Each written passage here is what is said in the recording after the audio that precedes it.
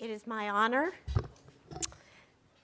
to introduce our first icon of BrainHealth Award. General Pete Chiarelli is an icon, and he's an iconoclast. General Chiarelli's been to the Center for Brain Health on a number of times this past year. And I could spend hours extolling his achievements in the military as the Army's second highest ranking general in the Pentagon, with 40 years of service, including 2 combat tours in Iraq, at a time when the insurgency in Iraq was rapidly expanding at a great cost to U.S. troops. But he has invented himself to achieve even more, another great symbol of brain health. General Chiarelli is an icon of compassionate courage. He dedicated his military post-career to destigmatizing PTSD and TBI and to do everything possible to stop suicides, a mission that all of us stand on tiptoes to be part of his team. His compassionate courage inspired doing the right thing to care for the troops against the tide, and especially when it often was not the easiest path or opinion. His forthrightness in criticizing his own service shines brightly on his courage. He is working tirelessly to increase public action, not just awareness, that PTSD is not an emotional disorder due to weak constitution, but as we know, results from neurobiological injury sustained during a horrible event.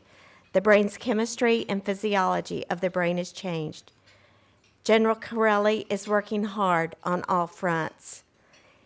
He fills the room with his presence, his powerful presence to directly face the enemy, especially when the enemy is us, the public, and how we frame and work against what's happening with sensationalizing PTSD and TBI rather than finding strong ways to deal with it for our returning veterans. It is not a condition limited to the military, but to many civilians. And General Chiarelli is an iconoclast. He is a courageous rebel. I love rebels, don't you? He will not allow status quo to strangle the hope of our veterans' future to lead America, the next greatest generation. He converts his despair about the high rates of brain-related PTSD and TBI and suicide and addiction to building collaborations to understand the brain and mental health. He works to find solutions that we can track down. Moreover, he was the first, and I particularly like this, to speak out saying that the law banning women from combat positions in the military is outdated and not accurate, as they are already serving in combat roles.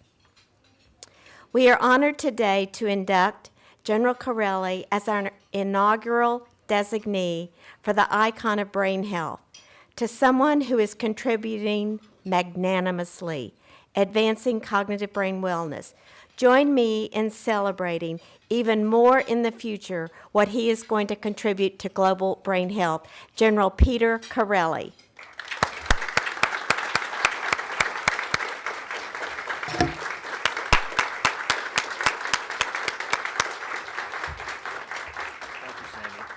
That was beautiful. I don't know who does your writing, but I have to have a copy of that. There's stuff in that for my epitaph. I tell you, I love it.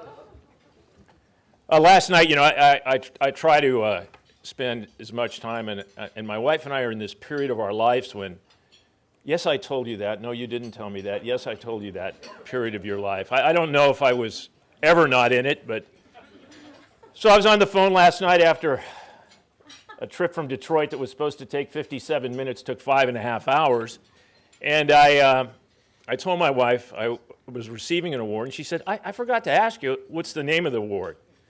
And I said, it has icon in it. And she stopped for a second. She said, hurry home. I've never been with an icon before. So that kind of sums it up.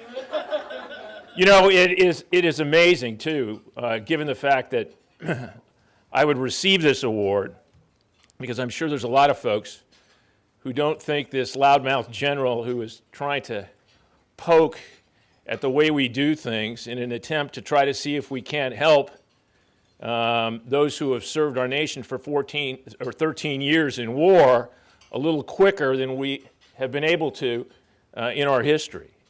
You know, post-traumatic stress and traumatic brain injury are my two focuses right now, but it's really the entire brain that I'm concerned about. I had no idea when I spent my 2 combat tours in Iraq what traumatic brain injury and post-traumatic stress even was. I knew to go ahead and get stress teams up to help soldiers who had a rough day, and I knew about traumatic brain injury, what my football coach had told me. Just shake it off and get back in the game. And it wasn't until I became the vice chief that I realized that these were the most prolific wounds we had coming out of this war. And it wasn't until I tried to learn everything about it, I found something even less efficient than the Pentagon.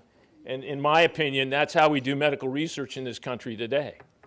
So my organization is kind of pushing at the edges to try to get people to share information across the stovepipes and ensure that every dollar we spend is spent in a wise way, moving totally focused on the patient.